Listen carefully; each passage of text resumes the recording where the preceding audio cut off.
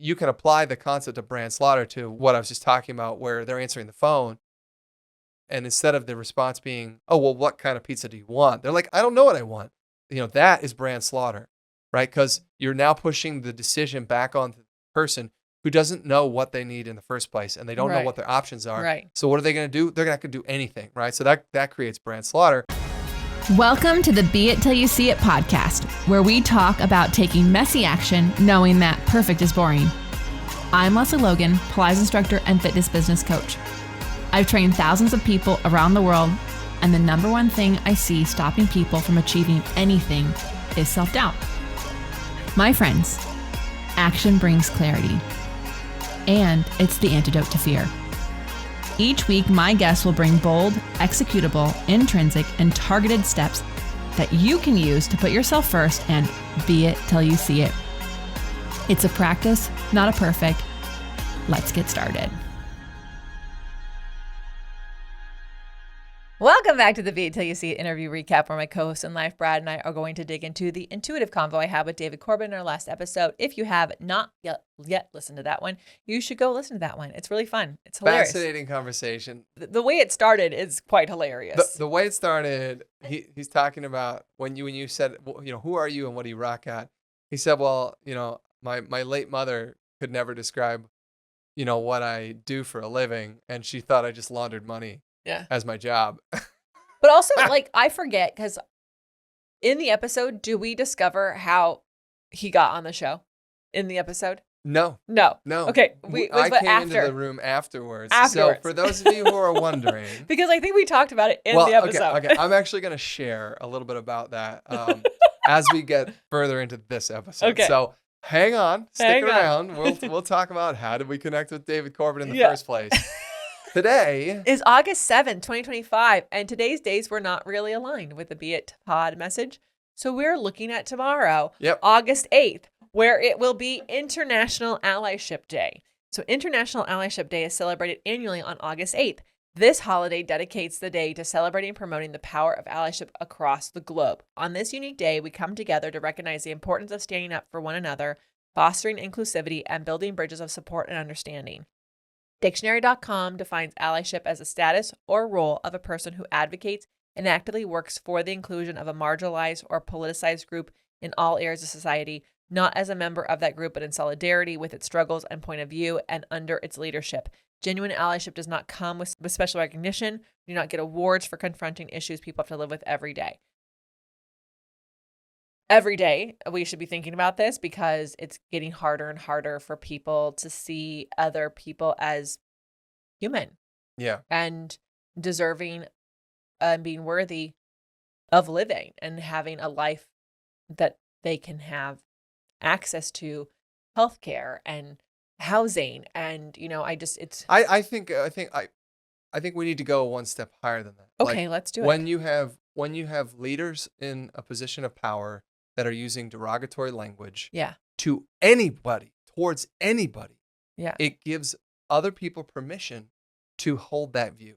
Yeah. And what's happened in our society in America right now with the people who are in power is that they have no regard for anybody else other than themselves. And so they're using language that is inflammatory and dangerous, to be quite honest. Themselves and their donors. They do care about whoever. I don't even think they care about their donors. They only care about their donors' money. Right. They don't care about anyone except for themselves. When you use inflammatory language, it creates division in our society across the board.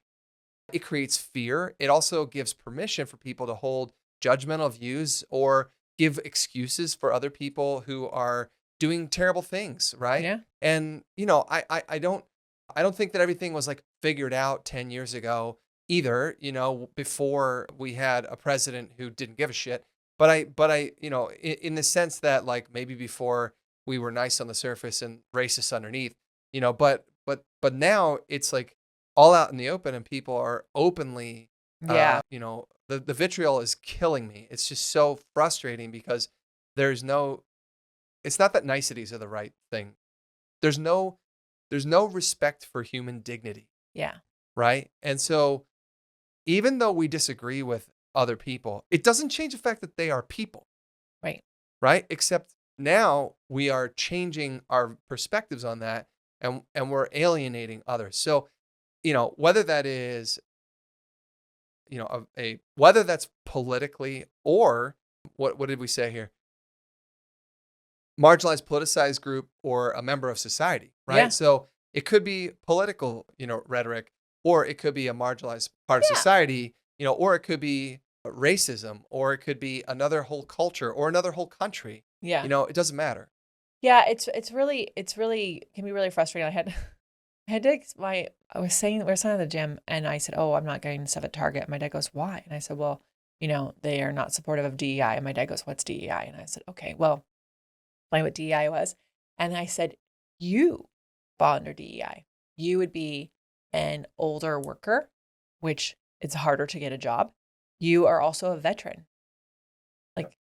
Like that's DEI. That Like falls under DEI, making sure that you are treated with what you're what you're supposed to be treated with. Like that's part of it. Like I'm DEI. I'm a female business owner. Now, do we have other privileges? Of course we do. But that doesn't mean that they're like, what people I think don't understand is how there are the people that they're thinking that they dislike, or that they're creating words around so they don't have to think that they're worthy. Yeah. So much of, if they had the access and the rights, you would have better access and rights. That we're recording this right now when the government is trying to get rid of Medicaid. And they have been lying to people up and down all around that they're not getting rid of Medicaid. They are getting rid of it. And here's what happens. What that means is, if Medicaid doesn't exist, you think that just because you're on Medicaid, it won't affect you. It absolutely will. Because your hospital usually runs off the funds of Medicaid. Yep. And so if the hospital doesn't have those funds, you might not have a hospital near you. So just because you're not on Medicaid doesn't mean you're not affected. And I think why I like this day so much is we have to stop thinking that because we're different than people, not only do they not matter, but it's not going to affect us if bad things happen to them. Everything is connected. Everything is connected. Everything is connected. People are to put a very specific example on it, with the abduction of farm workers that are happening in the fields. Yes. How you think that's not going to affect your food supply? It might not affect it today, but give it a couple of months. When ICE camps out and puts up a raid in a community, guess who doesn't go to work? Anybody who is afraid. Anybody who is afraid. They arrested half the people at a meat packing plant, and the next day, it's not like the other half just decided to show up. No. Only 20% of the original workforce showed up for work the following day, because the rest of the people were like, what if they come and arrest me? Yeah. And so that means your meat is going to be more expensive. Yeah. That affects you. It affects us all. Everyone. And so I really think that we need to take, I don't care what your religion is or if you believe in religion at all. If we actually just follow that's a human fucking being, and they are worthy of living, and they should have dignity and respect, and we would never want for that to happen to them, if it happened to us. If you just look at that going, if you ever think, I'm glad that's not me, that is a sign that you are sitting in a bit more privilege, and you probably should just look at what can I do? We can't solve the world's problems. I'm not elected. You're not elected. If this fucking bill passes, we might not have elections. But we have to ask, what can I do? How can I change this? Can I be supportive of the people in what's my bubble of influence, right? And so I guess we'll get off our pedestal here in a second, but truly part of being it till you see it, it will come to you if you love others and you care about others. Not people pleasing. It's not overworking. It's none of that. It's just if you love others, if you love yourself, you can love others. And if you love others, the world does change. And I think maybe what I'm really saying is what the fuck? Why don't people love themselves? Because if they love themselves, they'd see other people as human beings too. Yeah. We're still on tour, guys. I promise you we're having a good time in between the podcasts on the news. I promise you.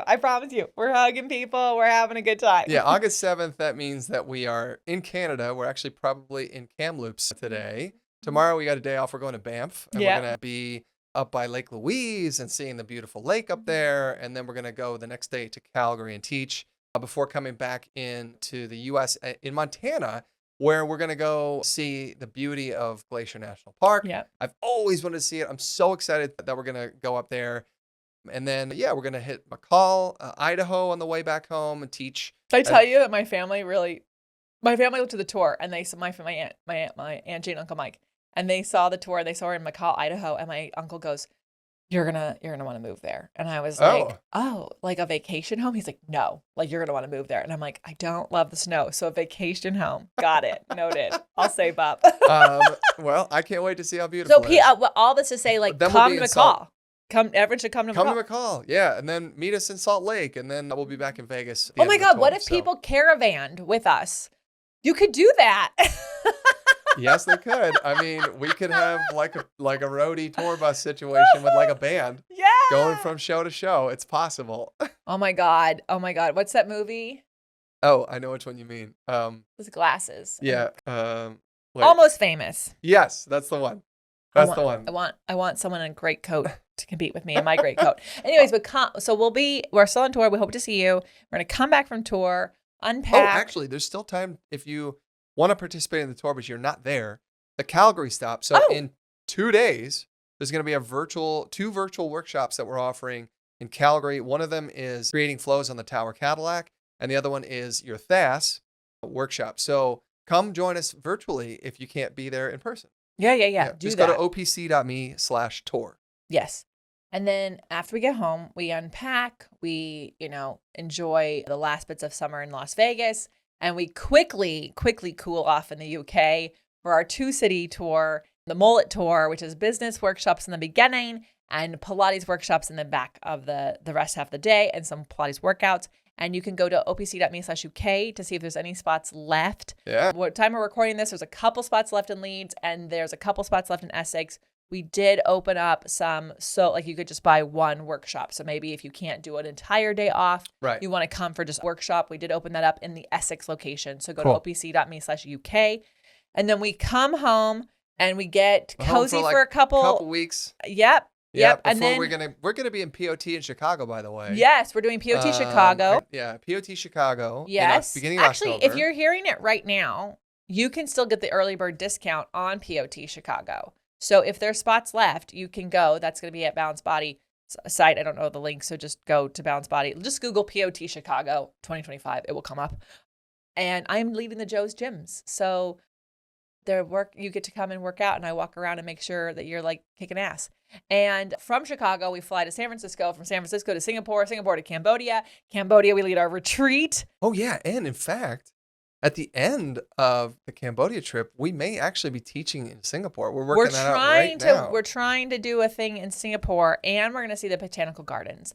And then we're going to come home and be home for a little over a month, and then we're back on tour again, but we'll tell you more about that later. So you want to go to crowsnestretreats.com if you want to be on a retreat with us. We're taking a very small group this year, and you really get to spend a whole week with us. Yeah, and it's going to be so fun. It's a fucking lot of fun. It's amazing. It's a really good time. So go to crowsnestretreats.com, crowsnestretreats.com. Before we get into this combo you had with David Corbin, however, let's dig into this audience question that we had. I couldn't actually get the entire name of the person from the screenshot, so I'm pretty sure it was Rosie B, something numbers from YouTube asked, "Hi Lesley, I've heard you say that a spine corrector can be a good addition to your mat practice if you don't have space or the budget for the big equipment at your home. Can you or have you talked about the different options for barrels or arcs? I did not realize that there were so many different choices, especially regarding the different options with angles and depths of the well." Yeah. Great question. I love this. We do have a video on like all the equipment, like literally every piece of equipment. And I don't know if we did a video just on the barrels, but I know that our Mastering the Basics on the Barrels, you could hear a lot about barrels in that workshop that's on OPC. But let me just chat a little bit. So the spine corrector, if you could only buy one barrel, is the best one of the bunch because you have two options for the extension on that one. And it allows you to do all the things you could do on a spine corrector. If you got a small barrel, that's nice if you have extra room. And also it's really only for those who have a tighter back or are a bit more fun sized. The smaller barrels for that. Yeah, we don't have a YouTube video on just barrels. On just on. But there's that one video that has like every single piece of equipment. It took us forever. We filmed every single piece. Yeah, so we've got a couple. One is called Pilates for Beginners, How to Choose the Right Equipment. We have... It's another one. Anyways, I'll keep talking. It's another one. So it's one types of Pilates equipment. Yes, that's the Pilates one. Reformers ladder, Pilates ladder, power, and guillotine. That's the one. I think a best Pilates equipment to improve your practice. That's Reformer versus chair. No, this is really boring now. Yeah, good times. Anyway, just go onto our YouTube channel. Well, you didn't make it sound like it's easy to find. It exists, and it literally is every single. We do a reformer, a mat, we do the high chair, we do the Cadillac, we do all the barrels. I explain each one. So, but my point is, if you can only buy one, get the spine corrector. If you're on the fun size, you can skip the spine corrector if you can only buy one thing and get the small barrel, but you will be limited a little bit. If you can get two things and you're not so fun size or tight, then a spine corrector and a ladder barrel. But the ladder barrel does take up space, and you specifically liked that I was saying that a spine corrector could help enhance your practice, your mat practice, if you don't have less space. And the reason I say that is because you can do the arm series on there, the leg series on there, and then do your mat practice. Or you could do your mat practice and do your arm series and leg series. You can do swimming, you could do teaser, you could do a sported teaser. If you're having a hard time getting your hips overhead, the spine corrector is really, really helpful for that. So I really do love that. And so I know I go into great detail about these things in our Mastering the Basics on the Barrels workshop on OPC. Yes. Fortunately, it's not free. But if you buy our Barrels flashcards, just a little hint, there's a way to get that workshop on a discount. Yes, there is. Barrels. And then I particularly like the Contrology brand because it is based off of the original pieces, and it's like they went through a lot of effort to dig those up. Them up, and it's really what you amazing. can actually do is go to opc.me/perks, opc.me/perks. When you're on there, scroll down halfway, and you'll see a list of all the equipment that we recommend, and we actually have links to multiple arcs and barrels on that list. That, so you can go see the ones that Lesley... The Contrology spine corrector is my ultimate favorite. Yeah, the Contrology is the one that we have at our house, but not everybody, wants the bigger, heavier one. So we do have a couple of the arcs on there as well. We do have those, and I will just say, the reason I like a Contrology is I actually do like the weight. The foam ones are great if you are a studio teaching a class and you have to have a bunch of... They're lightweight, they're easy to stack, but when you are doing your exercise, you have to put like little pads down. Oftentimes they slide around, or they could be too light and they might move. And so I prefer the Contrology, and I know it's more than the East Coast arc and the East Coast foam, and that's what everyone's. But I'm just saying it's a little more comfortable to have a little cushion. Anyways, you can send your questions into beit.pod.com/questions. You can text us at 310-905-5534. Still haven't secured the number that we can say be it pod. But we're working on it. We just discovered it 20 minutes ago when we were recording the last episode. So it's coming. It's coming. Send your wins in, send your questions in to beitpod.com/questions. Okay, welcome back. Now let's talk about Mr. David Corbin. David Corbin is a Wall Street Journal bestselling author of 14 books, a TEDx speaker, and an award-winning inventor in healthcare and wellness. And he's he describes himself as an ex-Woodstock attendee. I know, the original. He's also father, grandfather, and husband. He is known as the Illuminator. David specializes in helping individuals and companies face it, follow it, and fix it to transform challenges into opportunities, which is pretty amazing, actually. His work centers on taking ownership, accessing your inner wisdom, and learning to tune into the you to achieve prosperity and fulfillment. Not included in our mini little bio that we wrote here is that David also, his inventor stuff, he created this thing called the Rejuvenation Station, and it's a box. Okay, it's like a phone booth, but it's a little bit bigger because you sit down inside of it. Okay, but it's portable and you can move it around, and you go in and you throw on some headphones and you immerse yourself in another world for just a few minutes, right? 5 to 10 minutes. I want one of these at the airport. Oh, it would be, where he's been selling them into is hospitals for the staff. Oh, yeah. Because the staff never gets a moment to take a breather, and they could take 5 minutes and they come out, and like he said he's been able to measure their stats before they go in and out of this thing. And he said, where they're, always in a high stress environment, this can help them with longevity of their job, of their enjoyment of their life, of themselves. And actually that's how I met him. When I was at an event, he had a booth. and he had the Rejuvenation station there. And I just started, it was like the end of the day. Everyone was milling around or leaving. And I just started talking to him. And it was so like, it was an easy conversation. Obviously, he's very, very intelligent. He's like, tells a lot of stories. He's a lot of fun to be around. And we started talking about his tool that he built. And yeah, that's how we connected in the first place. It was so, Kate, and I think I said this on the pod.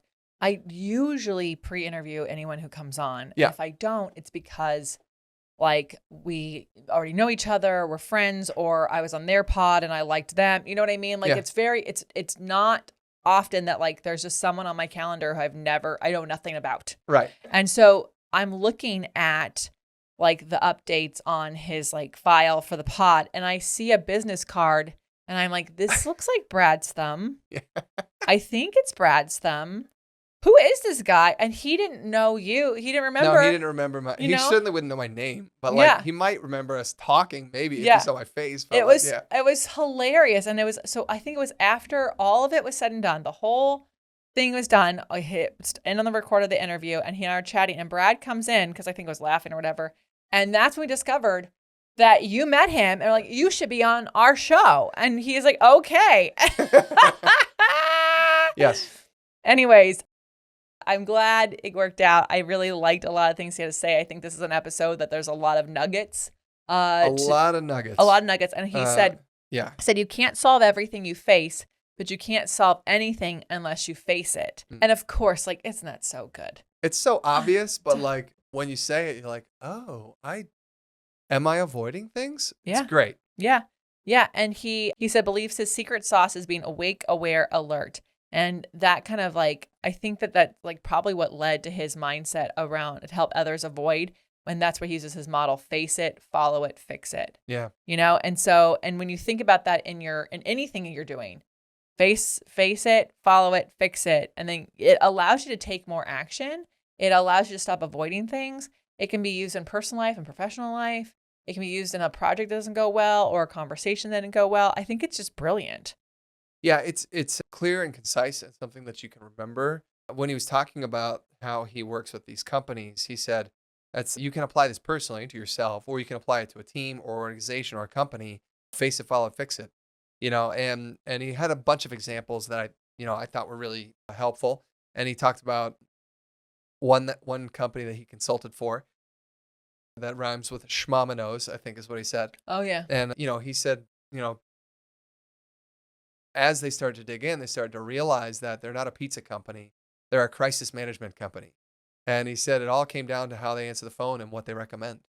And when they faced the problem they had, and they followed it, they started to figure it out, then they fixed it. And that was the fix. And it's funny because, we tell that all the time. Like, you're not, quote unquote, just a Pilates teacher, end quote.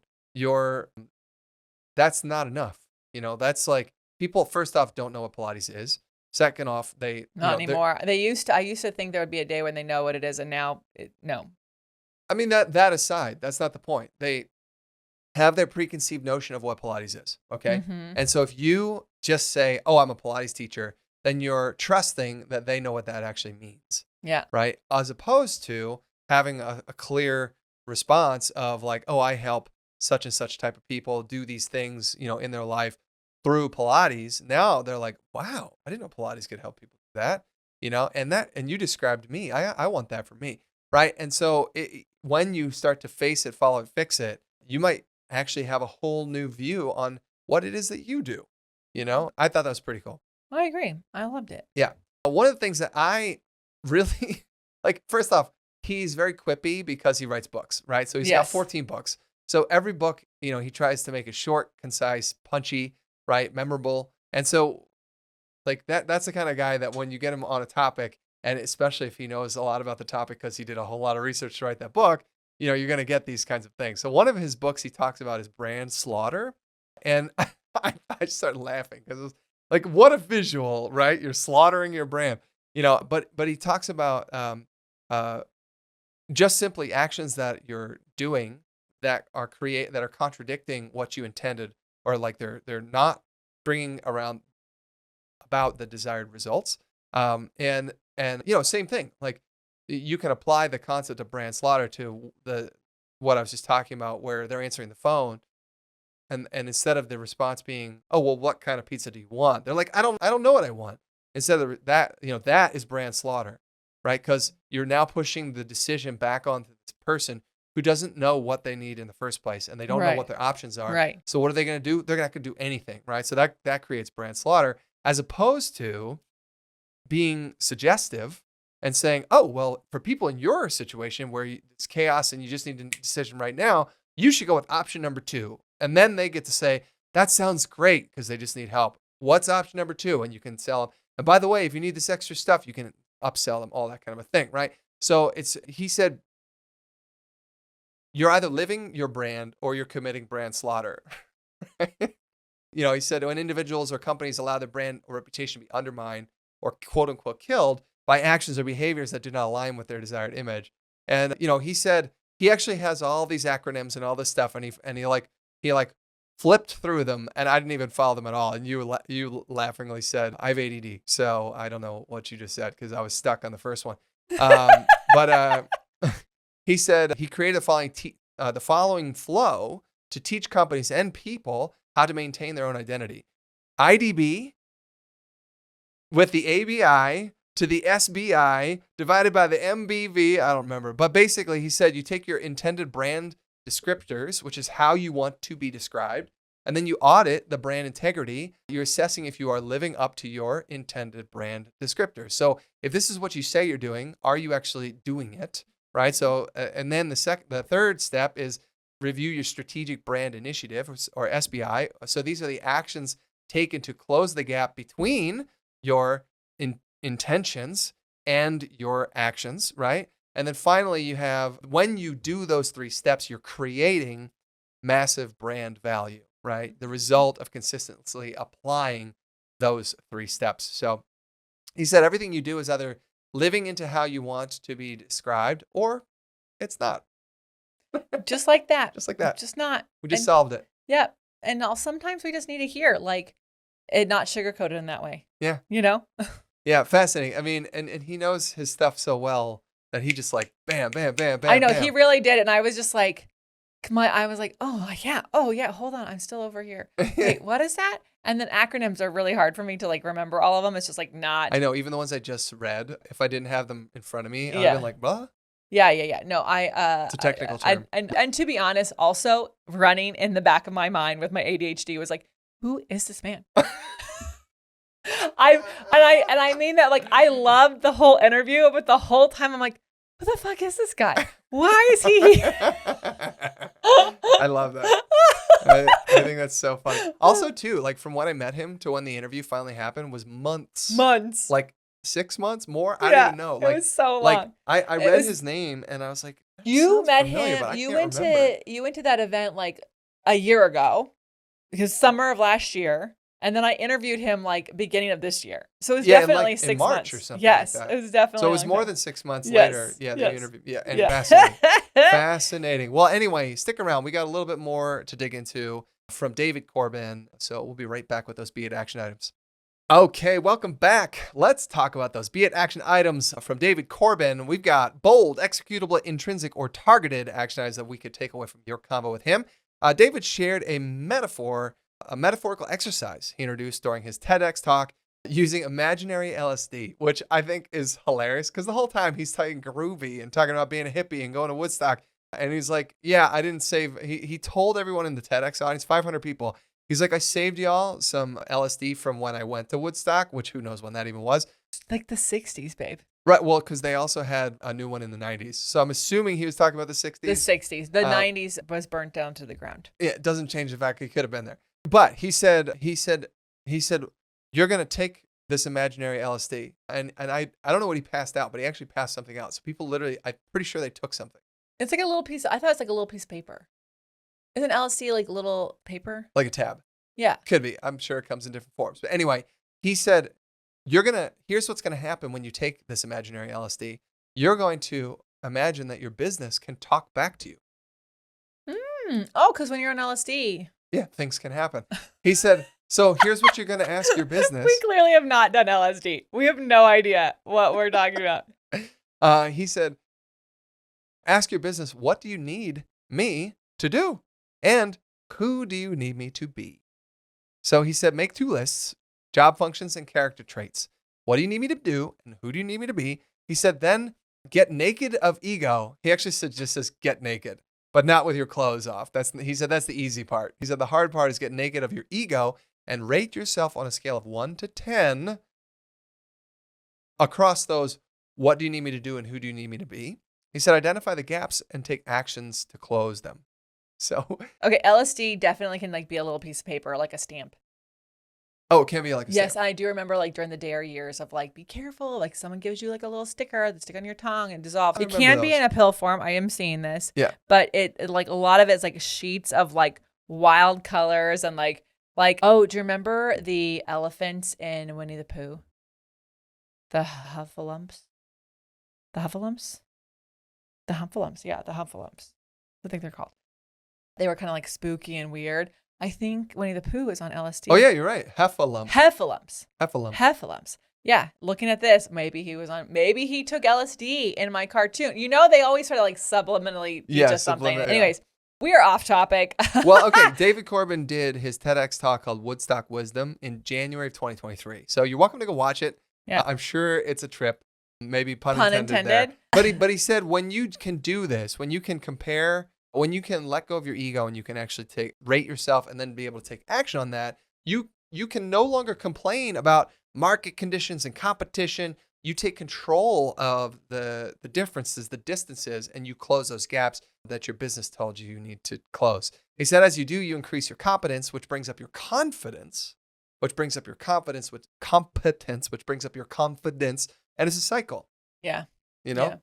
Yeah. What about you? What about you? Okay. This is really fun because he says he doesn't journal. And I was like, yeah. Because I always tell people like, don't journal. But we have the people who've said to journal since episode like 50 have done a really good job, because I tell them, you better tell us to fucking journal. But he said he meditates. And I was like, okay, like, because I have a hard time meditating. And he said, so he shared his process. He said, you sit down with a piece of paper and you write an issue or a question at the top. So piece of paper, issue or question at the top. You set your timer for 22 minutes. And then while in a meditative state with a question at the top, you write with your eyes closed. And this allows the download of insights to come through from your unconscious mind and universal consciousness onto the paper. And so the goal is you dwell upon the question and you let your intuition provide answers. So because you can't see it, you can't self-edit. Right. He must have great handwriting. No, I'm sure he's writing over top of his own stuff. Yeah. It really doesn't matter. You can literally write in the same spot. Yeah. Right? Because the point of it is not for you to go back and read it later. The point of it is to get it out of your head. Yeah. So it's kind of like morning pages, but with your eyes closed. So he said the answer to everything you got is already within you. Don't tune into YouTube, tune into you. Another quip. I was like, this is so much fun. This is a great interview. Who is he? Tune into you. You know a lot more than you give yourself credit for. And if you really haven't listened to it, you've got to listen to it. I'm telling you, I joke that I'm like, who is this guy? But like, he's a bit like 14 books, a great TEDx talk. It's fascinating. So very fascinating. It was a really great conversation. It's fun to meet him in person. Even if you buy none of his stuff, like if you just like listen over and over again to like the things he's saying, you're going to like change your life. Because if you just think about like, am I in alignment with my brand, or am I creating brand slaughter? Am I like, what if you could solve your problems with just writing it down and then writing over top with your eyes closed? I think this is really cool. So I'm Lesley Logan. And I'm Brad Crowell. Thank you so much for listening to our pod. It really means the world to us. I know I say that all the time, but it's really, really true. Yeah. Your reviews, I feel like currency. So leave them and share this podcast with a friend who needs to hear it. Share your favorite episodes so that our listenership can continue to grow. If everyone around you is being it till you see it, it makes it so much easier for you to be it till you see it. So until next time. Bye for now. Oh, you're not going to finish my sentence? I set you up. Oh, until next time. Be it till you see it. Bye for now. Bye. That's all I got for this episode of the Be It Till You See It podcast. One thing that would help both myself and future listeners is for you to rate the show and leave a review. And follow or subscribe for free wherever you listen to your podcast. Also, make sure to introduce yourself over at the Be It Pod on Instagram. I would love to know more about you.